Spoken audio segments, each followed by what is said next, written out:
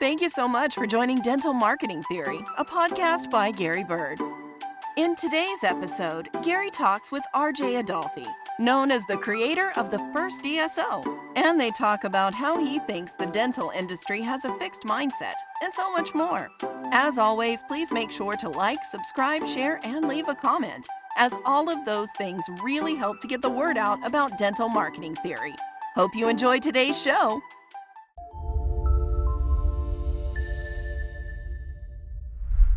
All right, RJ, my friend, we are live. How's your day going?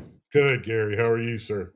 Good. Thanks so much for jumping on with us today. I've worked with you for many years and have seen firsthand your awesomeness inside of dental practices and just your wealth of knowledge. So I really appreciate you taking the time to hop on with me today.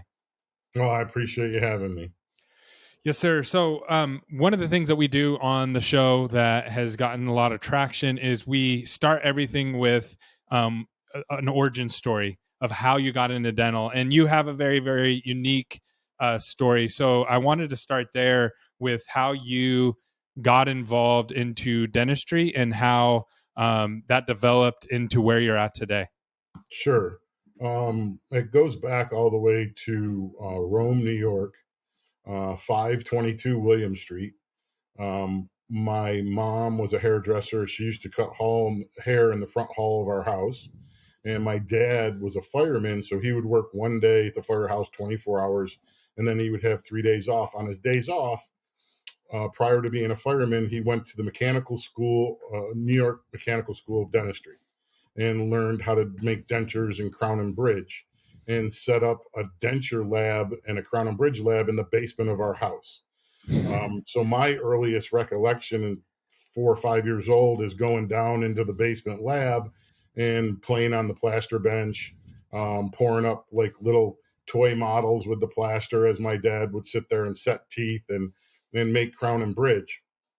That was all through the 70s. So I grew up at a very young age, 10, 11, 12 years old. When he was at the firehouse, I would literally finish cases for him. So I'd run down there. He'd tell me a certain case we had to polish or finish or put some paint porcelain. And so I was painting porcelain and setting up dentures when I was 10, 11 years old. So that was pretty interesting. We forward to Paul Harvey, and this is an old radio commentator that was a huge syndicated show back in the day in the 70s and 80s.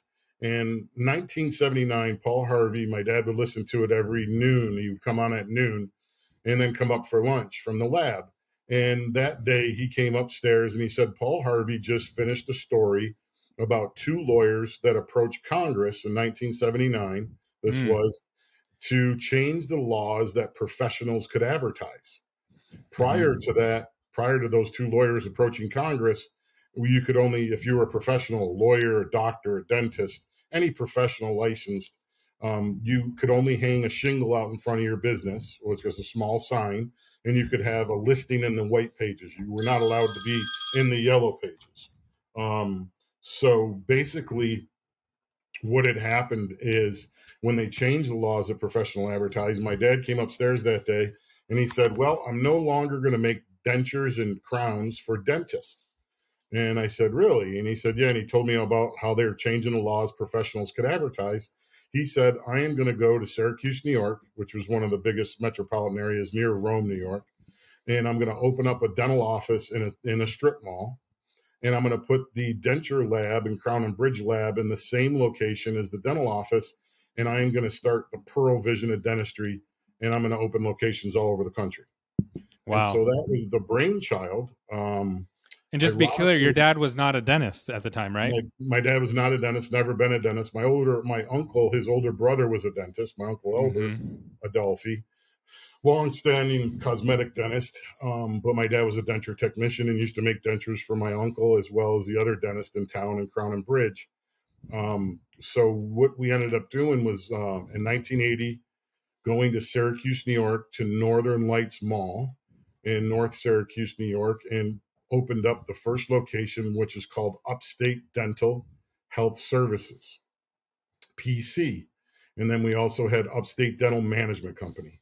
Mm-hmm. So the genius behind this whole thing was my dad literally with not even a high school education went to the library for the next 2 years and taught himself how to start a professional corporation Mm-hmm. and not infringe on any of the corporate laws of practicing medicine. Mm. So that's how the dental support organization was started in this country. So we had the So PC. just and I don't want to gloss over that. There's two businesses that you named there. So one of them was the dental side, and the Mhm. other one was the support side.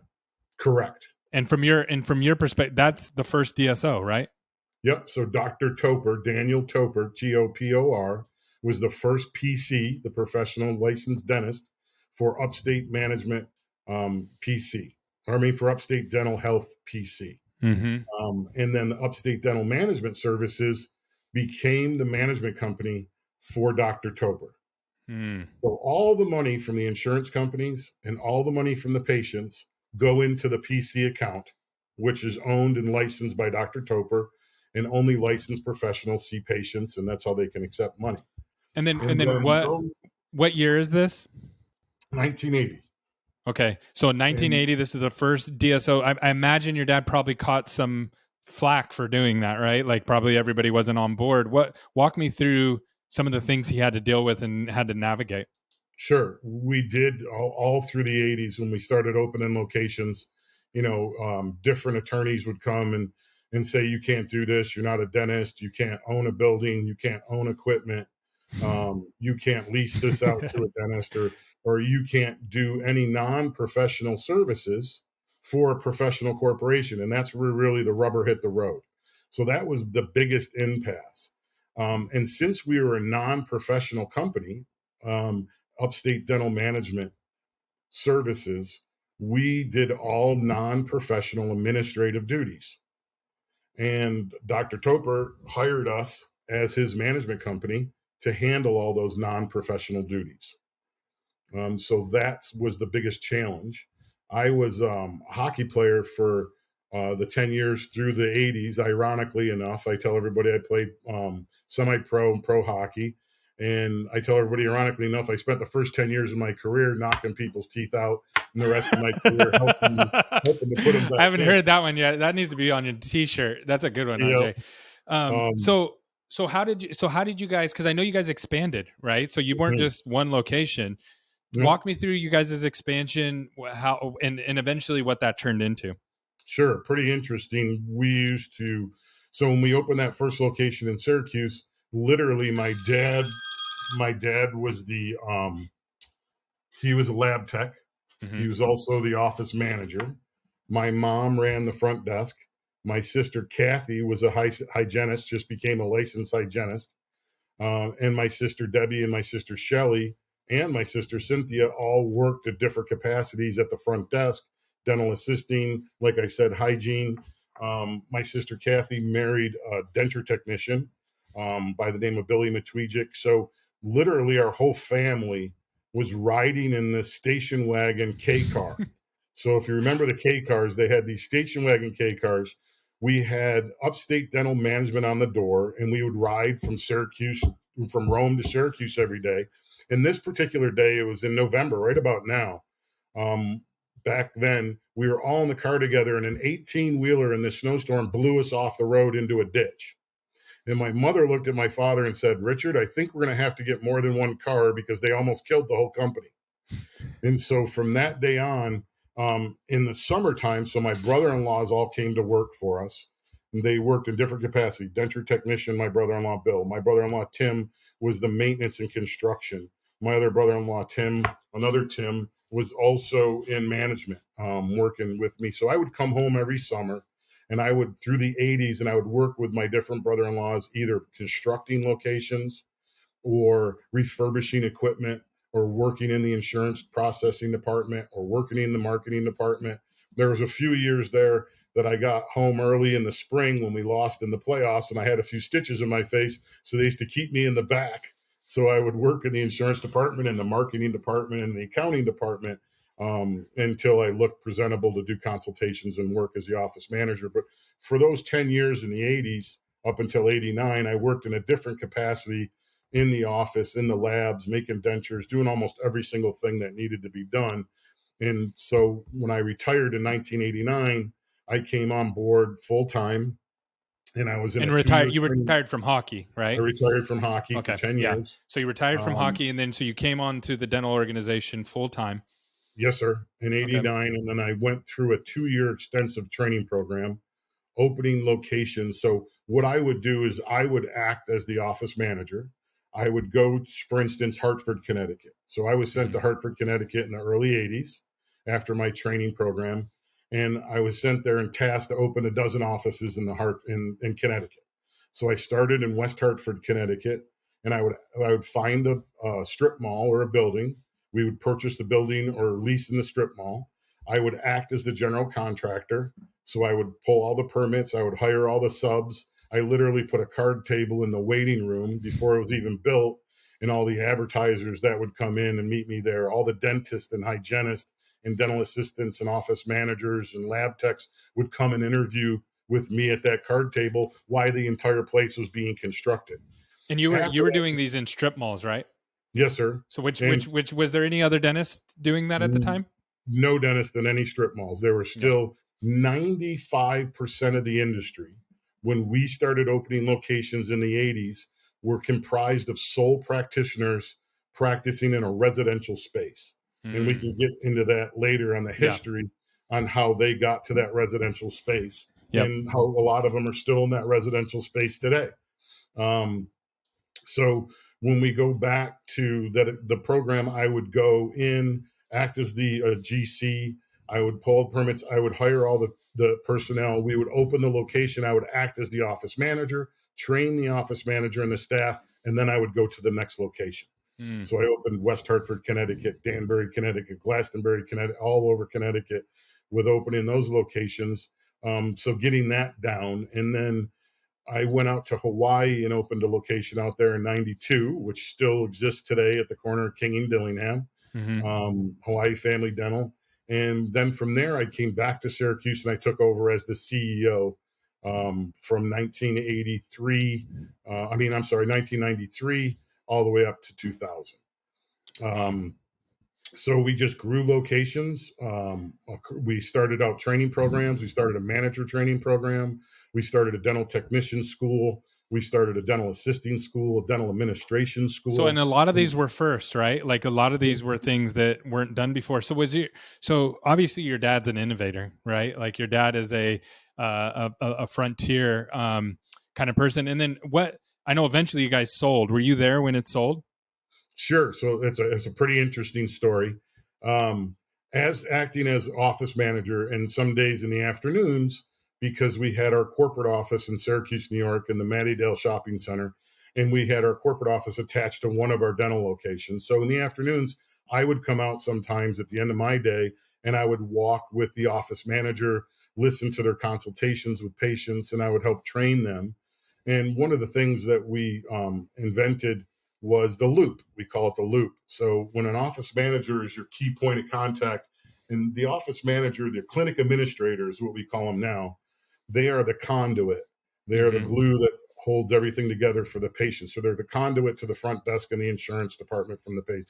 They're the conduit to the dentist and they do the consultation. So you're constantly, as the office manager, as a clinical administrator, you're expediting patient flow. You're supplementing the patient flow.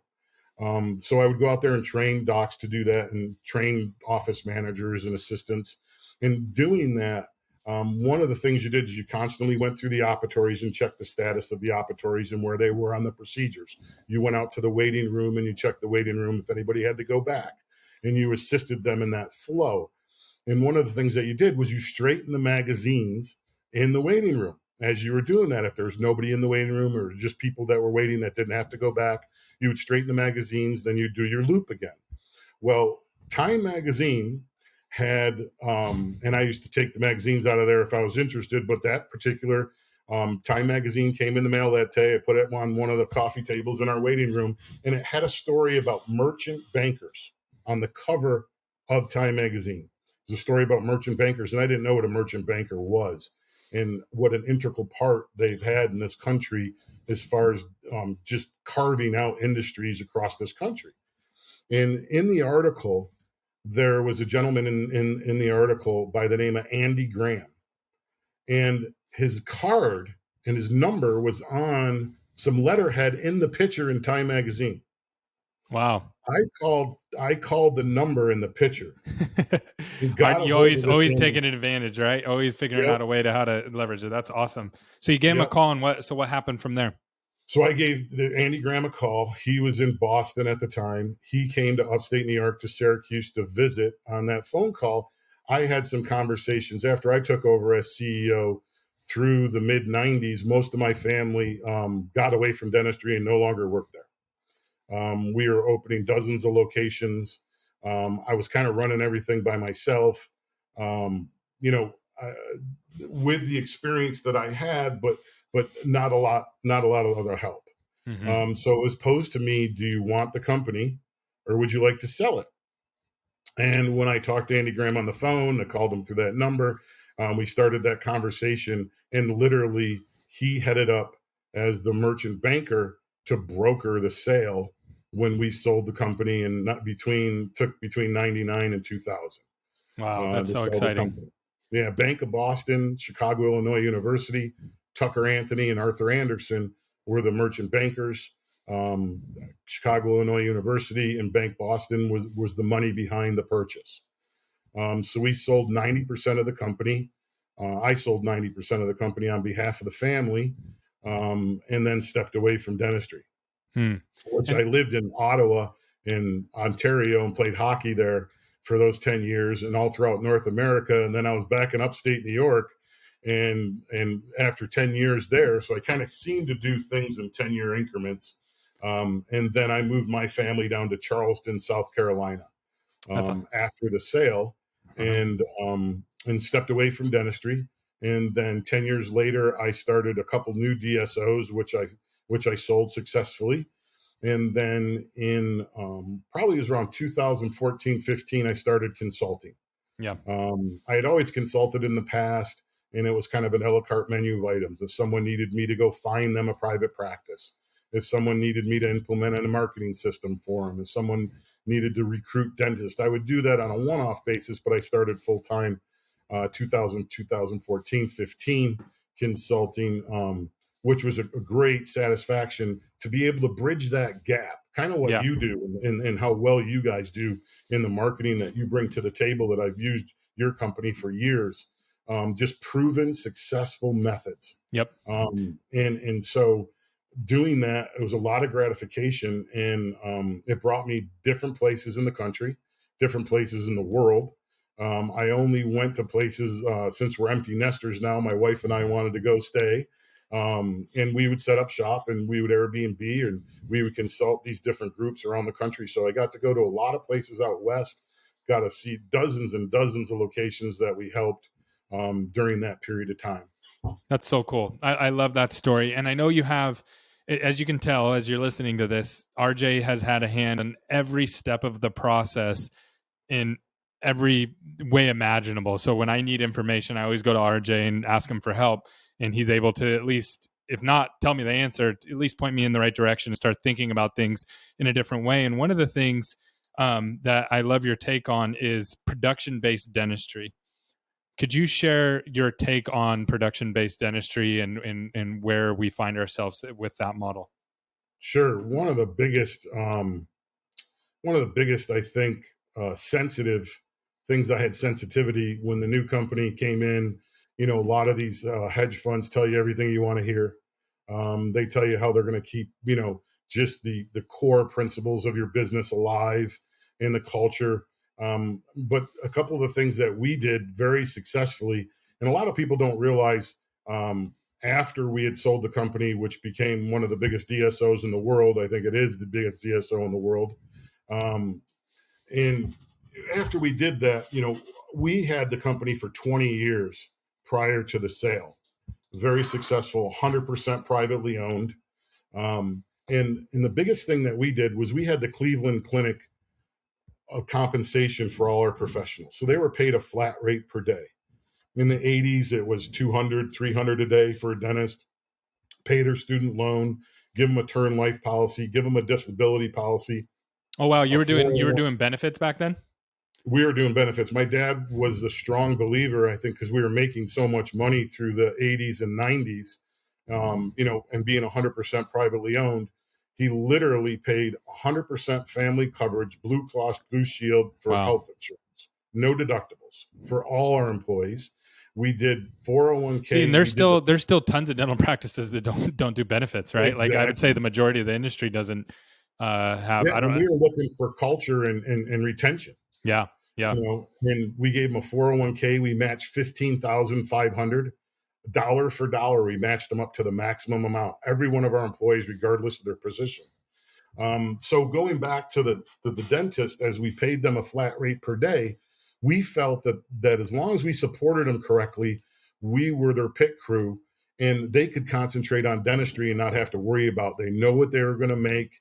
They had their student loans paid. They were moving up every year, and the criteria that we used was really special when they would come and see me. So I implemented, as I became CEO, a 3 months performance review and then a 6-month financial review, because I found that going a whole year before you were getting an increase in your salary was not helping retention, wasn't helping culture, and people deserved more of a raise every 6 months as opposed to waiting a year. So the criteria when these dentists would come in my office for their annual or their quarterly performance review, I'd have all the other doctors on a big bar graph, and it showed how many people they helped on average a day. Mm-hmm. And it compared them to all the other dentists on what they helped on average a day. And the dentist used to say, well, don't you care what we do? And I said, no, it's a dental office. It has to be a filling or an extraction or a crown. So we would start out the criteria during this interview and this performance review. How many days were you supposed to work last quarter, doc? How many days did you work? What kind of dress are you? Are you professionally dressed with a lab coat, or you have a scrubs on? What does your employees think about you? What do your dental assistants think about your chairside manner? What do the patients think about your chairside manner?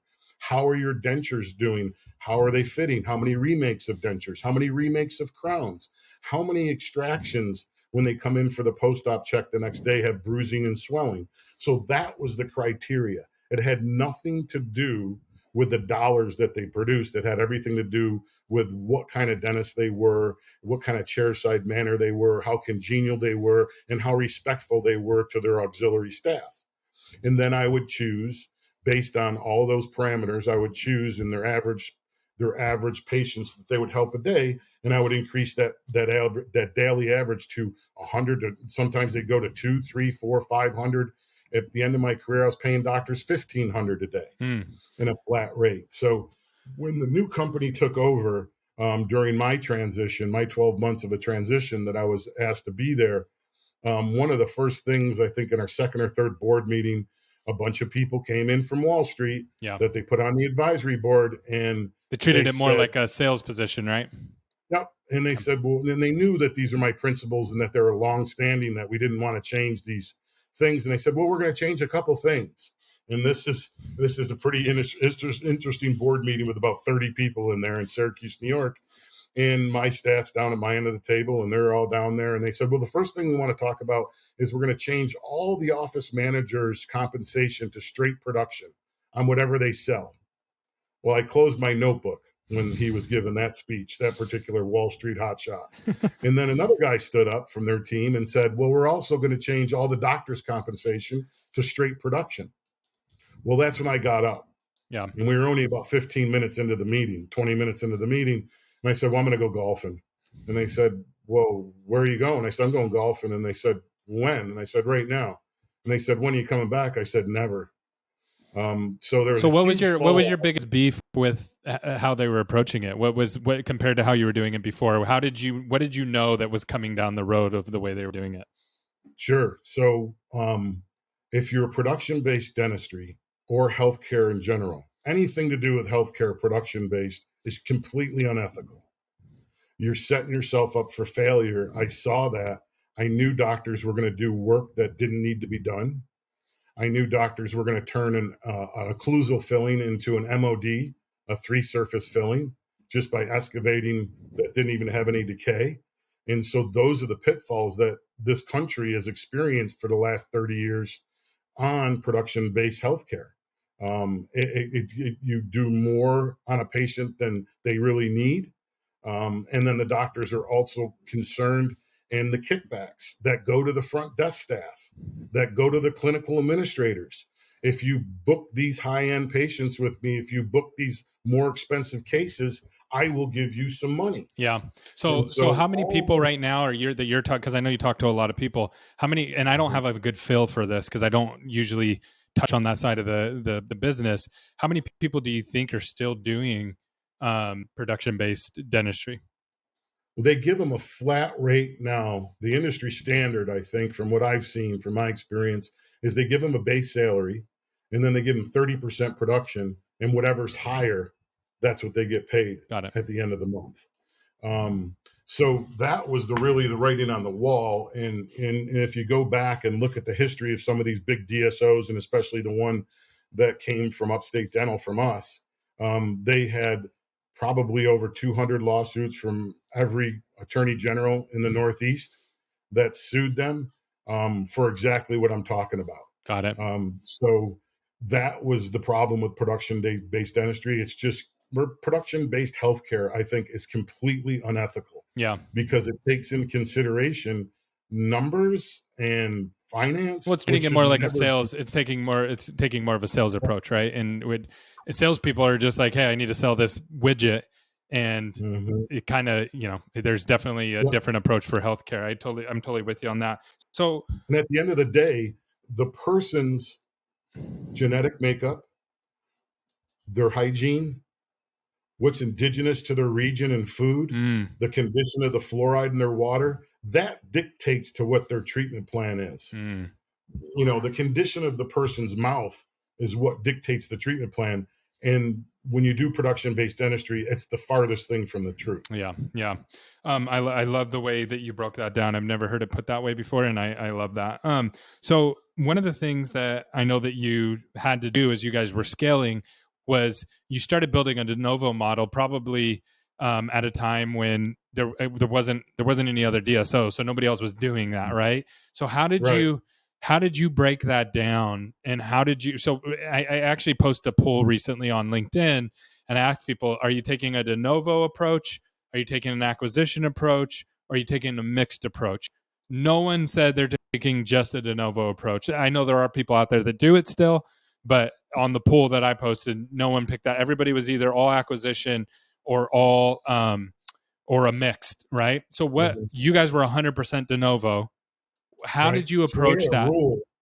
We had a rule through the 80s, and I adopted it when I came on as CEO through the 90s, that we weren't allowed to go to dental conventions. So we didn't have anything to do with the political side of dental conventions. And the reason was we were too busy opening brand new locations. We never had one close throughout the 80s and the 90s. So every location we opened, it followed the same suit. When the smoke cleared, it would gross $1 million and net $250. So across the board, it would gross $1 million and net $250 on average, every location we opened. So we just went ahead and kept opening them. So so you obviously figured it out, right? You cracked the code and then you just kept doing it. But how did you find that initially? Like, how did you figure that out initially? Like, if you were doing it today, because it would be different, right? It's a different landscape now. So if you were doing it today, like, what mental framework would you work through to go find those locations?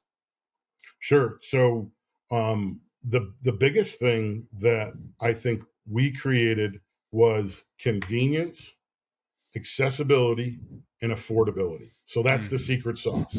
So you basically you took the consumerism side of it, and you made dentistry consumable friendly before anybody else was doing it. Yeah, and we did everything that my mom did at her hair boutique. We did everything that my uncle did at his grocery store. 100%. The bathroom was the cleanest room. Yeah. Customer service. We grew up with customer service, patient service. So that's really. Were you open days that other people just weren't open? Yep. So what we said was, let's open 6 days a week. Let's give them in-house payment plans. Let's open in a very visible location. No appointment necessary. walk-ins welcome. What's crazy to me is people still don't do that today, right? Like they still don't do it. There's still a lot of dentists that are like, no, we're only going to work these limited hours. We're only going to be open on these days. You have to call out a sick of school or off of work. Like the patient, the day and age that we live now, if you do not approach the patient as a consumer, everybody else is hitting them. Amazon's dropping packages on their door the next day. Mm-hmm. I mean, it's crazy that people still have that mindset of let's limit the access and somehow that's going to help my business. Right. I never understood that like you said, you're limiting the access, but I never understood why in a service industry that you weren't there to service the patients. Well, before what it was, and you can correct me if I'm wrong, because I wasn't in the industry at this time, but what I've been told is dentistry was protected by legislation for a long time, right? So it was like, if you wanted, and I think this happened to you as you guys moved into new areas, you had to go fight through the dental boards and all these legal stuff, and they just didn't let you play. And then what that meant is there was an unlimited demand for their services, so you could kind of pick and choose what you wanted to do. Yeah, they were so short-sighted. And like you said, most of the specialists in each of these towns throughout the Northeast that I went through in open locations, they were on the dental society. So the specialists were on the local dental society, and they made the rules, right? So they gave us all kinds of a hard time because they literally thought that we were going to put them out of business. Mm-hmm. They didn't realize that we did not want anybody who went to the dentist. We were looking for the 50% of America at the time that never have been to the dentist. Over half of the country in the 80s was never been to the dentist. Today, 30% to 40% of the United States has never been to the dentist. So we were going after all the patients that never been to the dentist by making it affordable, by making it convenient, by making it accessible. You eventually became these specialist best friends, right? The specialist best friends. So it was a quick story. Not to build you a watch to tell you the time, but when I took over as CEO around Christmas time, we had a bunch of people coming in and out of the airport, which was right near the office in Syracuse. And my uncle, who was the dentist with my dad, came in with a couple dental supply guys from an old company called Healthco. Dean Burrows is his name. And in my office, which I took over the CEO's office, in my office, there was tons of Omaha steaks. There was tons of fruit baskets around Christmas from all the specialists in town, because what we did was we referred to all those specialists, and you would see how they changed very quickly on their attitude when we were sending all the specialists that were on the dental societies all this work. And so my dad was walking through my office and pulling all the cards off all these different fruit baskets and Omaha steak cases. And he's like, look, and he's showing all the other guys who knew all the specialists. Look, this is from Dr. So-and-so who brought us to court. Now he's sending us presents. And so that being me, I don't take anything personal. So being me, I immediately went into my accounting department and my referral department, and I had them run a report of how much we referred out that previous year. It was over $10 million. Yeah. So you're getting you were getting all the golf and all the sticks. Yep. That's so awesome. I created the first vagabond specialist. So I said, why don't we get a hold of these oral surgeons, these orthodontists, these endodontists and periodontists? We will provide the venue. We will provide the patient. We'll provide the assistance, the material and supply. And then we'll split the collections 50-50 with the specialists that come into our office. That's awesome. So we started having oral surgeons come 5 days a week through 5 different locations. Walk. And today. Oh, go ahead. No, I'm just saying today, all these specialists now do not build brick and mortar. Yeah. They're all traveling to different private practices and doing those wares. So we brought all that referral money back in-house and made half of the profit from those things, and we were more self-sufficient. And the specialist still wins in the end too, right? It's not like you squeeze the specialist out of the deal. So they get a full book. Walk me through, because I know here's where I work with a lot of practices that want to add specialty, right? So they're like, we want to add this, and they may even have the specialist to add it, but they, from an operations standpoint, they really struggle with it because it's a different process, right? You're dealing with a short buying cycle patient on the cleaning and the emergency side. Hey, availability, get me in right away. Help me, help. It's more about helping immediately rather than this long buying cycle. Where on the specialty side, you're dealing with big ticket items. You're dealing with longer buying cycles, longer decision making. And then the process is different from a clinical standpoint as well. How did you navigate that as you moved the specialty into your office? Really, with the communication and the patient during the treatment plan. So if they needed full bony impactions out and they were in that week, we said, oh, the oral surgeon's coming on Saturday. And we designated an oral surgery room.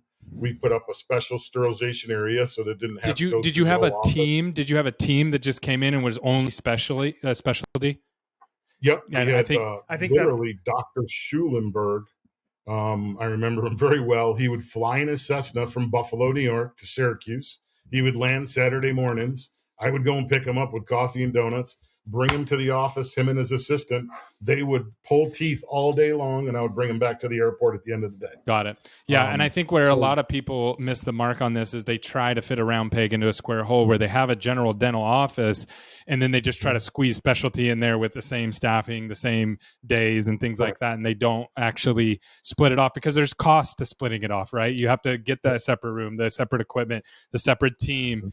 You have to train the front desk how to answer questions and the treatment coordinator. So I love that. Now, one of the things, shifting gears on you a little bit, the dental industry, from my experience, operates a lot of time with a fixed mindset, meaning there's not enough business, right? Like, or these competitors over here are going to ruin us. And you and I have worked with people who have multiple offices all in the same area, right? And so, and obviously, as you were opening offices, and they probably opened some that were near each other, right? How did you approach that and deal with that of not maybe even like competing against yourself a little bit?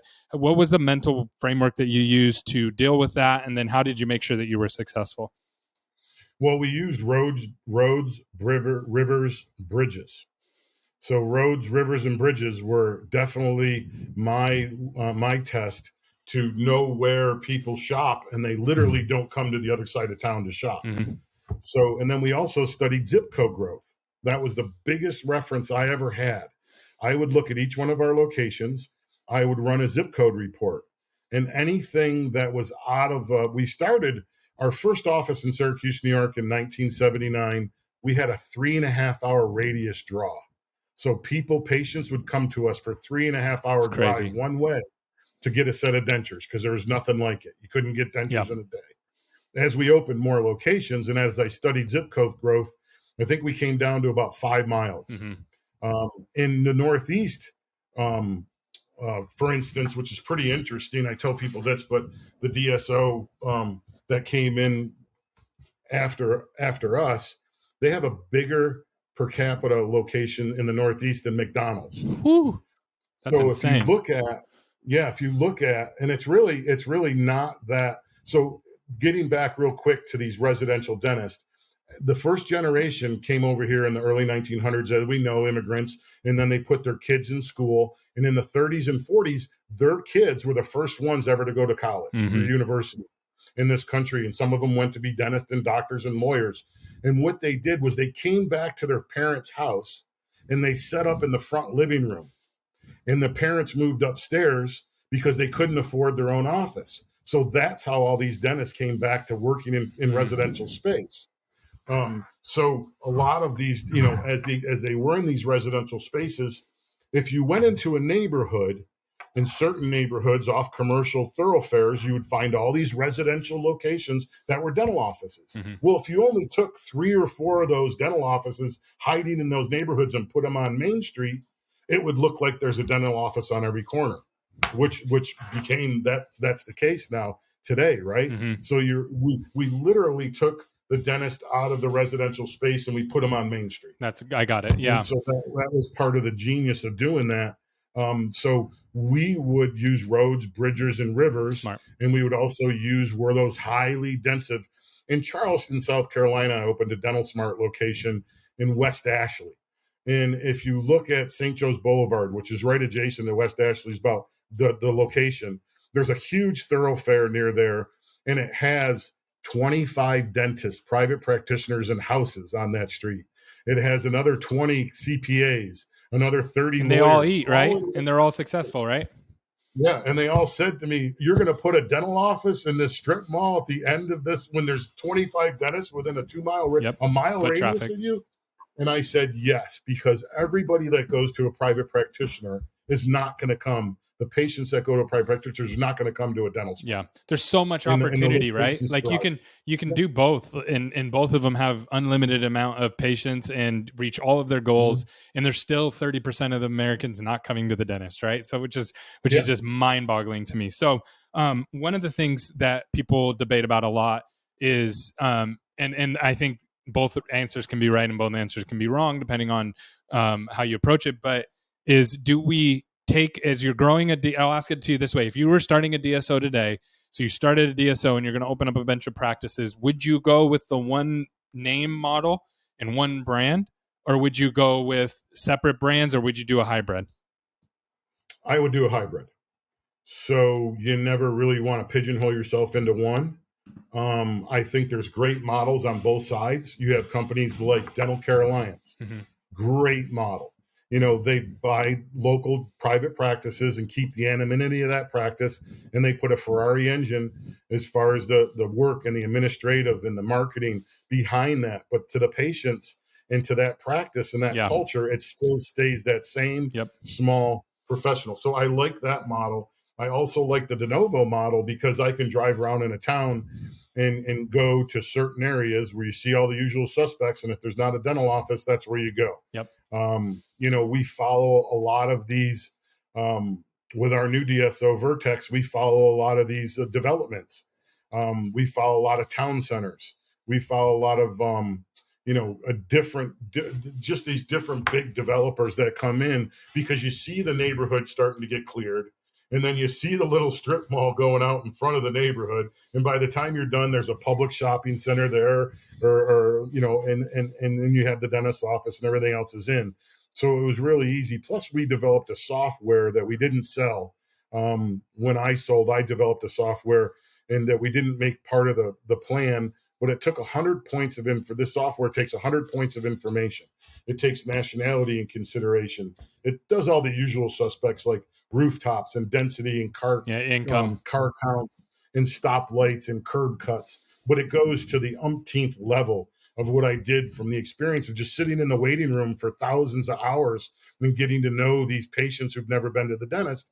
And so what we did is you can overlay this software on any city in the United States, and it'll tell you predicated on methamphetamine use, on things like fluoride, on things like soda consumption, things you would never think of, soda consumption. You could overlay this on any city in the United States now, and it'll pinpoint exactly where you should put an office predicated on the whole. Who's drinking the most soda? Do you know that off the top of your head? What area? Virginia. Okay. Virginia. I believe it. Okay. Mountain Dew is like bathing your teeth. I watched a documentary on Virginia drinking a lot of Mountain Dew and having major. And so they have Dew Mouth, which is worse than meth mouth. Yeah, I've seen that. So it literally rots your teeth. It's like bathing your teeth in acid. Anybody who gives a child Mountain Dew, or anybody, anybody. Well, we've all remember, if you went to public school, you remember they put the little tooth in the Coca-Cola and they say, let's see if it's going to be there the next day. And then they would do a nail, an ungalvanized nail. And a couple days later, the nail disappears, right? Shiny. Yeah. So that's awesome. What are some things that you learned about just growing sustainably, right? So for a while there, DSOs were just out there grabbing everything up, and it wasn't necessarily sustainable because you can't just duct tape it together and keep your culture and keep everything operating at a high level and keeping the patients happy. So what did you do to grow sustainably and keep things intact? We gave doctors a vested interest. So through tenure, after a year service or 2 years service or 5 years service, depending on the doctor and their performance and, just how much we liked them and how much they liked us, we would give them a percentage of ownership of that practice every year just by working there. So they would get their same raises. So it's like golden handcuffs, right? And make it impossible to leave, right? Yep. And so they would get a percentage of the ownership, which would give the dentist a vested interest, and all those things really subsided. Yeah. That was one of the keys. Yeah, because if you don't have a dentist, you can pretty much hire out a lot of the other positions. Hygienists are a little bit tougher. Dental assistants probably next. But then everything else you can train and hire out. But dentist, you cannot manufacture those. And that's one of the things that I see the crunch coming that we're currently in is like, you look at how many kids are graduating from college You look at how everybody's growth plans, everybody wants to double and triple, right? And everybody wants to get to 100 practices and the Denovos and acquisition, all of that, right? Well, and then you have all these people who want to start a practice for their first one. Where are all the dentists going to come from, right? Like if everybody reaches their goals, there's not going to be enough dentists. So then what do you do? So someone is going to get caught holding the bag of we can't grow anymore because we don't have the dentist. And it really, to me, it boils down to who has the best culture for those dentists that can attract them and keep and retain them. And then secondly, their team as well behind that. So I love the way you're thinking through that. Anything that you obviously we could go on for hours about this kind of stuff and I love it, but anything that I forgot to bring up with you that I didn't cover that you think would be helpful to our audience? No, I think promoting within is probably the biggest advice that I could give you. When we started our dental administration school, when we started our different schools, that was a litmus test for that employee to not only, attend the whole 6 weeks of their training program or 8 weeks, whatever it was, their performance during that. It really gave us a litmus test in order to, promote the best within and move. I think that's the biggest mistake that a lot of people don't do is they're so afraid to replace themselves. I tell everybody that works for me, if you can't replace yourself, you're no good to me, regardless of who you are. If you're a dentist, if you're a specialist, if you're a clinic administrator, if you're a VP, if you can't replace yourself, you're no good to me. Those people that keep all the information tight to the chest, they don't want anybody to get their job. Yep. It's a fixed mindset again, right? It's a fixed mindset rather than an abundance mindset. Yeah, very short-sighted. Yep. I would think is the biggest advice. And then the other biggest advice I think is you want to change the culture of your office. You want to change the performance of your office. So you need to change the compensation. Where all these dental offices I come into, and one of the first things I tell the dentist after I'm there for a couple of weeks is after we get into the financials, I said, okay, what's your number? And they'll kind of look at me and they go, what are you talking about? I said, what's your EBITDA? What do you want for EBITDA? What do you want your net profit to be? Do you want it 20%? Do you want it 25%? Do you want it 30%? And they would all tell me, some of them are unrealistic. And they would say, I'd use an example, okay, 30%. A lot of my clients land on the 30% number. And I said, okay, everything that you make north of that 30%, you should share equally with your employees, regardless of their position. Because the front desk person is just as important as your superstar hygienist, is just as important as your clinical administrator, is just as important as your lab tech or your dental assistants or your EMTs in the office. So my biggest advice, I think, is for these dentists to completely change their structure, and they pick their EBITDA, and then whatever's left over, it's share equally through all the employees in that location. And you will see I've seen an unbelievable transformation in the last 5 years since we've been implementing this in just production and advancement within the office. That's the key. That's the secret sauce. I love that. And you get everybody involved in the P&L. You get your dental supplies. I saw assistants going in the supply room and regenerating supplies. I saw them going under all the cabinets and the counters and regenerating supplies that have been sitting there for months because they don't want to buy new supplies. So, and I've seen front desk people where, Susie Smith was talking to somebody about an appointment at 4:30, but Billy has a softball game and she was never going to book that 4:30. Well, they're booking 4:45 and 5 o'clock now. Yeah. Because you see everybody self-policing each other. Yep.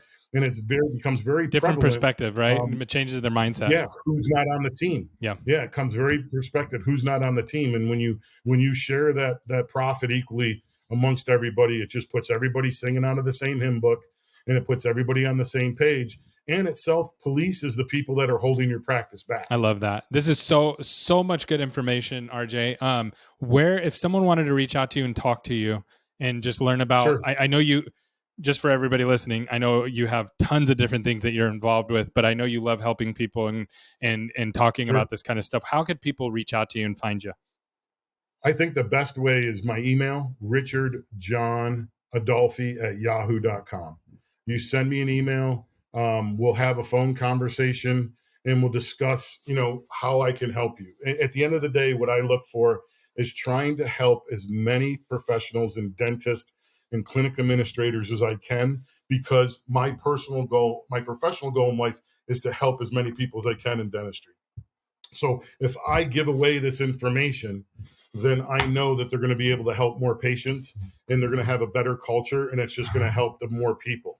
My personal goal in life is just to travel with my wife and my 2 boys and celebrate diversity around the world. That's awesome. We've been to 38 countries, so we've been pretty successful at both. Both are. I think I'm proud of what I've done as far as helping people. Accessible dentistry that was never there. And I like to say that I took a small part in helping those 100 million people in this country that were never gone to the dentist. That is so cool. When I started, and I'd like to say I had a little hand in bringing commercial dentistry and just high profile locations to the country. I like to say I had a small bit in that just to help more patients and get the people who really need dental care, to give them the accessibility, the convenience, and the affordability to do so. I love that mindset. And I know I've heard you say this, get your help number up, right? How do we get our help number up? How do we help more people? It's all about the help number. They get into these morning huddles and they're like, well, how did we do on production yesterday? And did we hit our goal? Well, the healthcare is not a number. You can't put like, we need $5,500 today. That's our goal, $5,500. No, your patients, the 4 golden rules, right, that I've always had. What's your break even? What does it cost you to turn the lights on in the morning? All in, all your employees, your marketing, your advertising, your rent, material and supply. What's your break-even number? A lot of people don't even know what their break-even number is. What's your average spend per patient visit? What's your patient acquisition cost, which you are a world-class expert? What's your patient acquisition cost, right? So, and I'll give you the last one at the end, but when you have an average spend per patient visit, all you got to care about is how many people can you help? How many people can you help? So when I change all my clients' morning huddles from all these numbers and productions and all this gobbledygook that they're looking at, and what numbers did we do last week in these spreadsheets, to how many people did we help? Simplify it. Yeah, make it simple. 30 yesterday? Did we help 35? Yep. And then you just adjust your numbers to make everything work, right? You adjust your numbers to make everything work. Yep. I love that. And you just work around them. It's capacity. So I'll go into a location. I'll say there's 8 hours in the day. You have 10 operatories, right? So you can see a patient an hour. So that's how many 80 patients, So when you do that kind of math, you back into your capacity. Most dental offices in this country work at a 30 to 40% capacity. They have another 40% or 60% of their locations not even being utilized. That's crazy. And certain things like shadow teams and prep and post assistants and sterilization specialists, those are the people and those are the systems that you can get to work to your capacity, to put a patient in a chair in each operatory every hour. So a lot of people don't work with their capacity and back into that capacity number. They try to just create production numbers and financial goals, which will never work, because if you just concentrate on helping people, that'll answer every one of your questions. Yep. And the patients will come back too. It solves that problem. The biggest problem is that people don't want to come back. So helping people, and you're actually meeting their needs and meeting where they're at. If they want to fix this one problem, let them fix that problem. You actually end up winning at the end too, getting everybody to come back. And then you don't have to market as much anymore either. It cuts back your marketing because you closed your retention loop that you are bleeding out the back end. Then you don't have to, then you just become more profitable, and then you can help more people. Right. So it's just like this loop that I think it's easy to miss, right? Standing inside of the practice, it's very easy to miss. They all miss the lowest hanging fruit, as you know very well, being an expert in this field. The lowest hanging fruit is someone who's been to your location. They know where it is. They've been in the building. They know the patient. So, people spend millions of dollars on advertising and marketing to get new patients in the door, when they should spend half of their advertising spend should be regenerating the existing patient base. So there's only four kinds of customers out there. There's the prospect, so the one that you want to win. There's the customer, there's the loyal customer, and there's the lost customer, right? That's it. There's no other kinds of customers out there. And the loyal customer, by far, by miles, is the easiest one to grow your business, because they already trust you. They already know you. they're willing to come in and try different things and different services that you offer, and that's true for all businesses. So I'm 100% with you. If you can figure that out, then you don't need as many prospects. You don't need as many. If you lost some customers, it's not as big of a deal, right? You can deal with the attrition of people moving and things like that. So I'm 100% with you on that. And personal interest in the patients and knowing their family, knowing who's coming in the door. Those are the people that already know you and they believe in you. So those are the easiest ones to get back in your practice, I think. Yeah, 100%. Well, RJ, we could do this forever. Like I said, I'm definitely going to bring you back on. Yeah. Thank you so much for taking the time to meet with me today. And I hope, and I know this is really going to help people. Yep, I appreciate you, Gary. Always great spending time with you. And like you said, we could talk about this stuff for hours because you can't fake sincerity. Yeah. This is a passion, and sincerity you just can't fake. There's no defense for it. So I really appreciate you having me out, and I always enjoy spending time with you. Yes, sir.